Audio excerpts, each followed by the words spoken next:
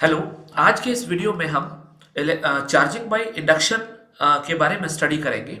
लेकिन हमें सबसे पहले ये जानना जरूरी है कि इलेक्ट्रोस्टैटिक इंडक्शन क्या होता है।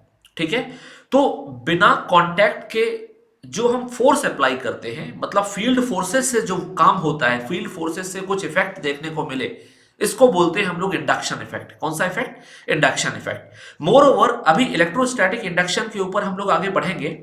लेकिन अगर आप देखें, अगर मैं इस बॉडी को इस क्लॉथ के ऊपर रब करता हूं तो मैं क्या देखता हूं कि ये बॉडी भी चार्ज हो जाती है और ये क्लॉथ भी चार्ज हो जाता है।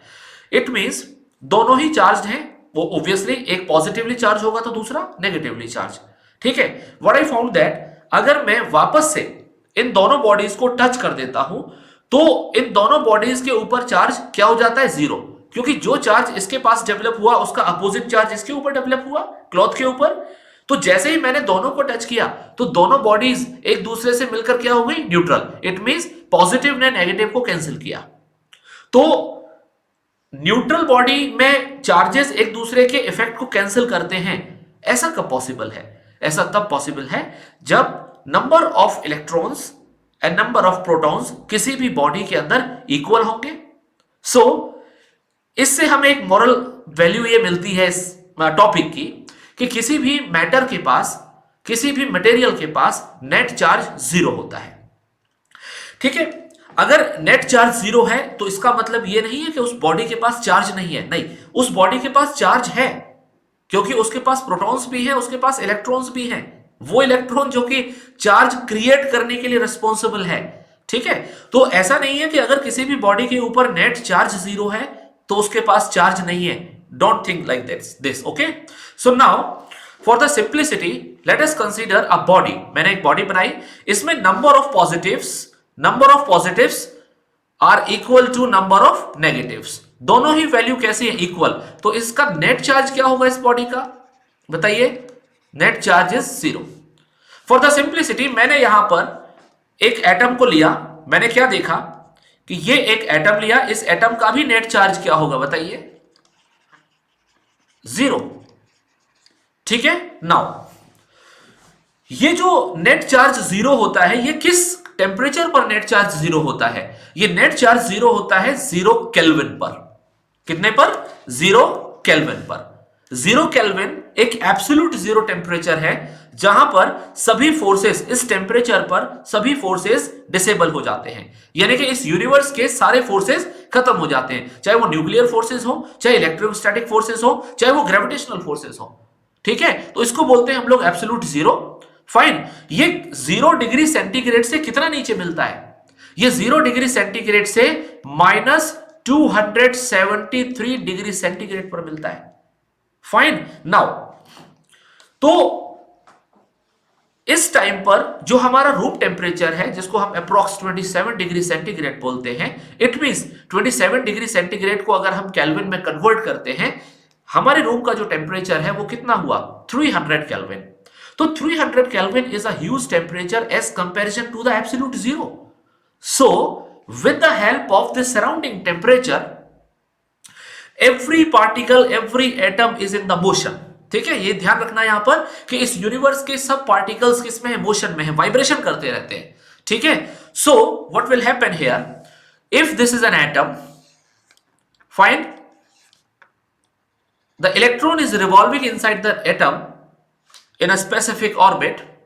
If the temperature rises, what will happen? If the temperature rises, what will happen? The kinetic energy of the electron increases.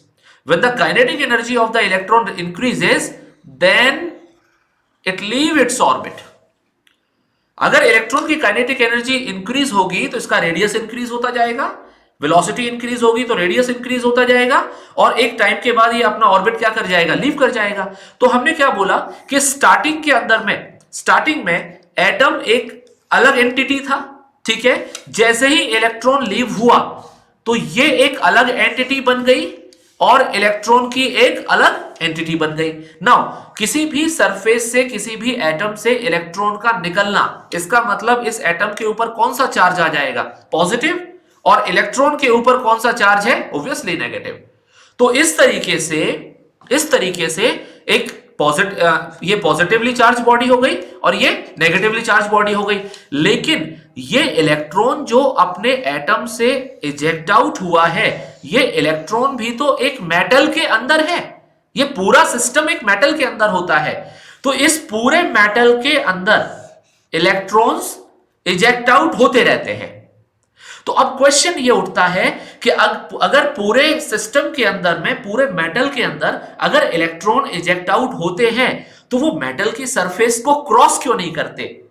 तो जरा सोचिए, अगर जैसे ही कोई इलेक्ट्रॉन मेटल की सरफेस को क्रॉस करेगा, फाइन, अगर जैसे ही कोई इलेक्ट्रॉन मेटल की सरफेस को क्या करेगा? क्रॉस करेगा, तो जैसे ही कोई इलेक्ट्रॉन यहां से निकला तो बताइए एज ए होल इस पूरे मेटल पर कौन सा चार्ज आ जाएगा? पॉजिटिव।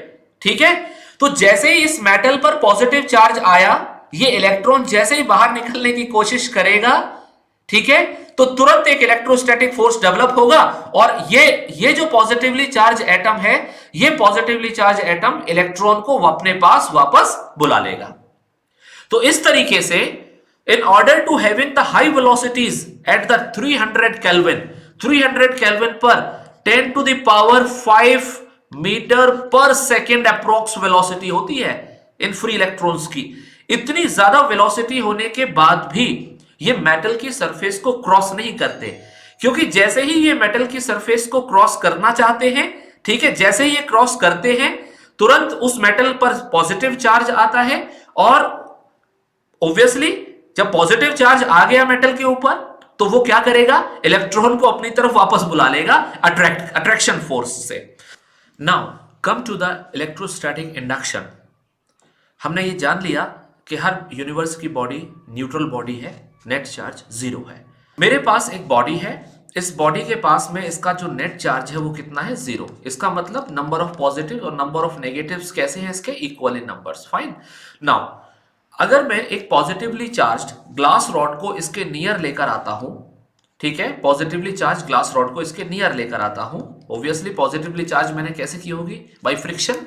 ठीक है, मैंने ग्लास रॉड को सिल्क से रब किया होगा तो ग्लास रॉड पर कौन सा चार्ज आया होगा? Obviously it is positive charge. ठीक है, जैसे ही मैं इसको लेकर आता हूं तो हमें एक फंडामेंटल प्रॉपर्टी पता है कि पॉजिटिव और पॉजिटिव चार्ज एक दूसरे को रिपेल करेगा, और नेगेटिव, पॉजिटिव और नेगेटिव चार्ज एक दूसरे को अट्रैक्ट करेगा एक दूसरे की तरफ। तो ऑब्वियसली यहां पर चार्ज कौन से है? पॉजिटिव। ठीक है, अब इस बॉडी के पास में, जो बॉडी हमने चूज की है, इस बॉडी के पास में नेट चार्ज 0 था। इसका मतलब number of positives and number of negatives जो थे वो इक्वल इन नंबर्स थे। तो जैसे ही मैं इस ग्लास रॉड को, ठीक है ना, इस ग्लास को, कौन सा ग्लास है? Charged glass. ठीक है, कैसा? पॉजिटिवली चार्ज ग्लास को अगर मैं इस मटेरियल के नियर लेकर आता हूं तो क्या होता है कि ये जो पॉजिटिव चार्जेस हैं वो इस मटेरियल के पॉजिटिव चार्जेस को रिपेल करते हैं। ठीक है, और उसी टाइम पर वो ग्लास के जो पॉजिटिव चार्जेस हैं ये इसके अंदर जो नेगेटिव चार्जेस हैं, दैट इज इलेक्ट्रॉन्स जो हैं, इनको अपनी तरफ अट्रैक्ट करते हैं। तो दो फिनोमेना एक साथ होंगे। ठीक है, क्या होगा? एक तो इन दोनों का रिपल्शन होगा, ठीक है, रिपल्शन होगा इन दोनों का, ठीक है, और एक क्या होगा इन दोनों के बीच में? इन दोनों के बीच में क्या होगा? अट्रैक्शन होगा। ठीक है, दो फिनोमेना होंगे। तो इसकी पिक्चर कैसे क्लियर होगी कि इस मटेरियल के अंदर में, इस मटेरियल के पास इसका अरेंजमेंट कैसा हो जाएगा इसके अंदर चार्जेस का, कि सभी के सभी नेगेटिव चार्जेस एक तरफ आ जाएंगे और सभी के सभी पॉजिटिव चार्जेस रिपल्शन की वजह से दूसरी तरफ चले जाएंगे। ठीक है ना, अगर मैं एक charge, positively charge glass rod को इसके पास लेकर आता हूं, ठीक है, तो ये जो इफेक्ट हो रहा है, ये इफेक्ट किसकी वजह से हो रहा है बताइए? एक चार्ज रॉड की वजह से हो रहा है। यहां पर हमने पॉजिटिवली चार्ज ग्लास रॉड को उस मटेरियल से, ठीक है, जिसका चार्ज, नेट चार्ज 0 था, हमने उसको टच नहीं किया। तो ये कौन सा इफेक्ट है? इंडक्शन इफेक्ट है। तो व्हाट इज इंडक्शन इफेक्ट? किसी भी फोर्स को अप्लाई करना विदाउट कॉन्टैक्ट। तो यहां पर ग्लास रॉड को हमने इस मटेरियल से टच नहीं किया है। उसके बाद क्या हुआ कि ग्लास के जो पॉजिटिव चार्जेस हैं उन्होंने इस मटेरियल के नेगेटिव चार्ज को क्या कर लिया? बाउंड कर लिया। ठीक है, तो ये कौन से चार्जेस हो गए? These charges are bound charge. ठीक है, these charges are bound charge. Now ये जो फिनोमेना है इसको हम लोग क्या बोलते हैं, इंडक्शन बोलते हैं। तो जैसे ही पॉजिटिवली चार्ज ग्लास रॉड को मैं उस न्यूट्रल बॉडी के पास लेकर आया तो पॉजिटिव और नेगेटिव के बीच में एक सेपरेशन क्रिएट हो गया। ठीक है, जब पॉजिटिव और नेगेटिव के बीच में एक सेपरेशन क्रिएट होता है तो इस फिनोमेना को हम लोग बोलते हैं पोलराइजेशन। क्या बोलते हैं इसको, पोलराइजेशन। तो what is exactly the electrostatic induction? So it is the phenomena of short term electrification of a conductor without contact. It is called electrostatic induction. और हम ये भी बोल सकते हैं कि it is the phenomena of short term electrification to create a polarization in the material. Fine, that is called electrostatic induction. ठीक है, and this phenomena takes place without contact. ठीक है, so that is induction forces takes place here. Now our main topic is charging by induction. So हम लोगों ने क्या क्या सीखा, net charge zero, but charge zero नहीं होगा बॉडी का, बट नेट चार्ज कैसा होगा, जीरो। ठीक है, किसी भी मेटल के अंदर में कंडक्शन के लिए फ्री इलेक्ट्रॉन्स रिस्पॉन्सिबल होते हैं। अगर किसी भी मटेरियल के अंदर में number of positives and number of negatives equal है और कोई भी चार्ज रॉड चाहे वो नेगेटिव चार्ज्ड है चाहे वो पॉजिटिवली चार्ज रॉड है या मटेरियल है, अगर मैं न्यूट्रल बॉडी के पास उस मटेरियल को लेकर आता हूं तो अगर मेरे पास रॉड के पास में पॉजिटिव चार्ज है तो न्यूट्रल बॉडी से वो नेगेटिव चार्जेस को अपनी तरफ अट्रैक्ट करेगा, ठीक है, और पॉजिटिव को रिपेल करेगा। और अगर रॉड के पास नेगेटिव चार्ज है तो वो उस बॉडी में से नेगेटिव चार्ज को रिपेल करेगा और पॉजिटिव को अपनी तरफ अट्रैक्ट करेगा। तो इस फिनोमेना को विदाउट कॉन्टैक्ट से, ये जो अट्रैक्शन रिपल्शन का जो फिनोमेना है जिसमें पॉजिटिव और नेगेटिव के बीच में एक सेपरेशन क्रिएट होता है, इसको बोलते हैं हम लोग polarisation. And this phenomena is called electrostatic induction. Now अब हम मूव करते हैं अपने मेन टॉपिक की तरफ, that is charging by induction. ठीक है, मेरे पास एक मटेरियल है, एक कंडक्टर है, इस कंडक्टर के पास में नेट चार्ज क्या है, जीरो। ठीक है, इसका नेट चार्ज क्या है, zero. Why net charge zero? Because of जितने नंबर ऑफ पॉजिटिव्स हैं उतने ही नंबर ऑफ नेगेटिव्स हैं।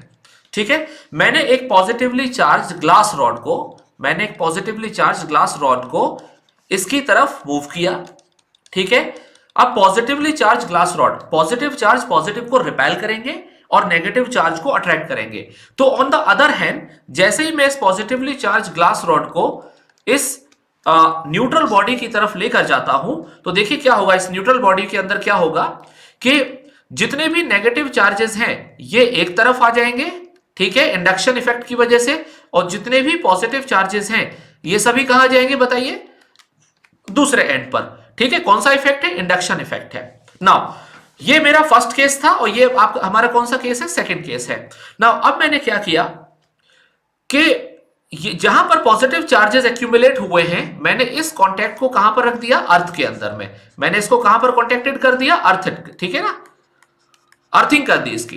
अर्थिंग करने से क्या होगा कि ये जो पॉजिटिव चार्जेस हैं, ये जो हाईली पॉजिटिव चार्जेस हैं, ये अर्थ से नेगेटिव इलेक्ट्रॉन्स को अपनी तरफ मूव ऑन करेंगे, ठीक है, निकालेंगे, और ये पोर्शन क्या हो जाएगा, कंप्लीटली न्यूट्रल हो जाएगा। ठीक है, जैसे ही हम अर्थिंग के कॉन्टैक्ट को हटाएंगे तो हमें थर्ड केस में क्या मिलेगा, जितने भी पॉजिटिव चार्जेस थे वो ग्राउंड में चले गए, ठीक है, या फिर ग्राउंड से नेगेटिव चार्ज आकर उन पॉजिटिव चार्जेस को उन्होंने क्या किया, न्यूट्रल कर दिया, जो कि हमने सेकंड केस में देखा था। थर्ड केस में क्या होगा कि जैसे ही मैं इस पॉजिटिवली चार्ज ग्लास रॉड को यहां से हटा दूंगा तो अब बताइए, इस न्यूट्रल बॉडी के पास पहले नेट चार्ज जीरो था, अब इस बॉडी के पास में कौन सा चार्ज डेवलप हो गया, ऑब्वियसली नेगेटिव चार्ज। तो this is the method how we can create a charge by induction.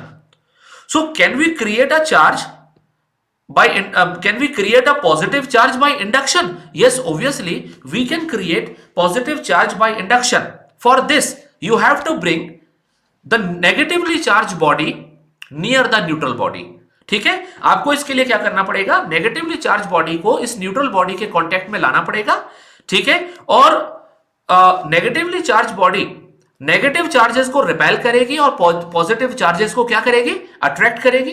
फिर वापस से हम नेगेटिवली रिपेल्ड चार्जेस को हम किससे कनेक्ट कर देंगे बताइए? अर्थिंग से कनेक्ट कर देंगे। ठीक है, वो नेगेटिव चार्जेस कहां चले जाएंगे? अर्थ में चले जाएंगे।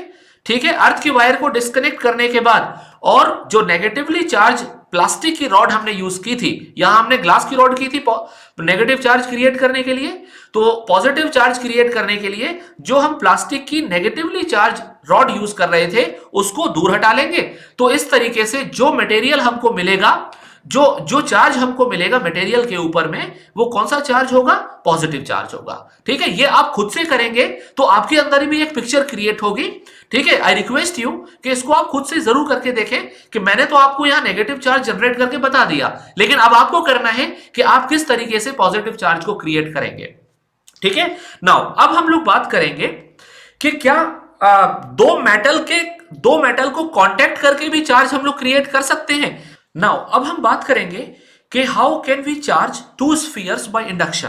ठीक है, तो नो डाउट सेम केस है बिल्कुल। मैंने दो स्फीयर लिए, दो कंडक्टिंग स्फीयर्स लिए। ठीक है, इसके पास में पॉजिटिव चार्जेस भी हैं और नेगेटिव चार्जेस भी हैं। इट मींस दोनों ही स्फीयर न्यूट्रल हैं। दोनों ही स्फीयर कैसे हैं? न्यूट्रल हैं। ठीक है, दोनों के पास में नेट चार्ज कितना है? 0। नंबर ऑफ पॉजिटिव और नंबर ऑफ नेगेटिव्स कितने हैं? Equal. Fine. Now what will happen if I place a positively charge glass rod here. ठीक है, ये पॉजिटिवली चार्ज ग्लास रॉड को अगर मैं यहां रखता हूं, तो ये positively charge glass rod induction effect से, ठीक है, किसको रिपेल करेगी? ऑब्वियसली पॉजिटिव चार्जेस को रिपेल करेगी।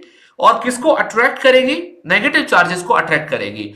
तो कुछ फिनोमिना इस टाइप का हो जाएगा यहां पर, कुछ फिनोमिना इस टाइप का हो जाएगा यहां पर कि ये जितने भी पॉजिटिव और नेगेटिव चार्जेस हैं, जितने भी पॉजिटिव और नेगेटिव चार्जेस हैं, ये सभी पॉजिटिव और नेगेटिव चार्जेस जो हैं वो इस तरीके से अलाइन होंगे कि सभी के सभी नेगेटिव चार्जेस इधर आ जाएंगे और सभी के सभी पॉजिटिव चार्जेस दूसरी जगह चले जाएंगे। नाउ यहां पर कौन आ गए? पॉजिटिव। यहां पर कौन आ गए? Charges negative. ठीक है, अब बताइए सेकंड स्फीयर पर क्या इंपैक्ट आएगा? ऑब्वियसली यहां पर बाउंड्री पर, इस बाउंड्री पर जहां पर ये दो स्फीयर्स का कांटेक्ट है, यहां पर पॉजिटिव चार्ज है, वो अगले स्फीयर के पॉजिटिव चार्जेस को क्या करेंगे? रिपेल करेंगे। मार नहीं सकते एक दूसरे को। ठीक है ना, चार्ज क्या है भाई? कंजर्व है। चार्ज क्रिएट नहीं हो सकता, डिस्ट्रॉय नहीं कर सकता, हम ट्रांसफर कर सकते हैं। ठीक है ना। सो ये जो पॉजिटिव चार्ज है, ये पॉजिटिव चार्ज अगले पॉजिटिव चार्ज को क्या करेगा? इंपैक्ट देगा, यानी कि रिपल्सिव इफेक्ट देगा। तो रिपल्सिव इफेक्ट देने से इस स्फीयर के जो चार्जेस हैं, जिनका नेट चार्ज 0 था इस स्फीयर का, यानी कि ये न्यूट्रल बॉडी थी, तो इनका जो अरेंजमेंट होगा वो किस तरीके से होगा कि ये सभी नेगेटिव चार्जेस पॉजिटिव के पास आ जाएंगे और रिपेल ये किसको कर देंगे? नेक्स्ट स्फीयर के, यानी कि सेकंड स्फीयर के पॉजिटिव चार्जेस को। ठीक है, अब देखिए इस जगह पर ये एक कांटेक्ट क्रिएट हो गया। क्या क्रिएट हो गया? कांटेक्ट। अब यहां पर पॉजिटिव और नेगेटिव चार्जेस आपस में क्या हो जाएंगे? न्यूट्रल हो जाएंगे। क्या हो जाएंगे? न्यूट्रल। ठीक है, तो अब बताइए जब ये न्यूट्रल हो गए तो यहां का चार्ज कितना हो गया? 0। ठीक है, अब जैसे यहां का चार्ज 0 हो गया तो हमें क्या करना है? यहां पर सोचिए कि अब हमें यह देखना है कि भाई कि बॉडी पर चार्ज क्रिएट हुआ या नहीं हुआ। तो अब हम क्या करेंगे? ग्लास रॉड को यहां से रिमूव कर देंगे। ठीक है ना, ग्लास रॉड को यहां से हटा देंगे। हटा दीजिए ग्लास रॉड को। तो नेक्स्ट स्टेप में क्या होगा कि जो चार्जेस न्यूट्रल हो गए थे, पॉजिटिव ने नेगेटिव को आपस में कैंसिल कर दिया था एट द कॉन्टैक्ट पॉइंट, तो जैसे ही हम इनको सेपरेट करेंगे तो यहां पर कौन से चार्जेस रह गए? नेगेटिव्स। ठीक है, और यहां पर कौन से चार्जेस रह गए? पॉजिटिव। तो ये वो मेथड है कि इंडक्शन से हम दो स्फीयर को एक साथ पॉजिटिवली चार्ज और एक साथ नेगेटिवली चार्ज कैसे क्रिएट कर सकते हैं। This is the method how can we create the charge on two spheres by induction effect. ठीक है, थैंक यू सो मच।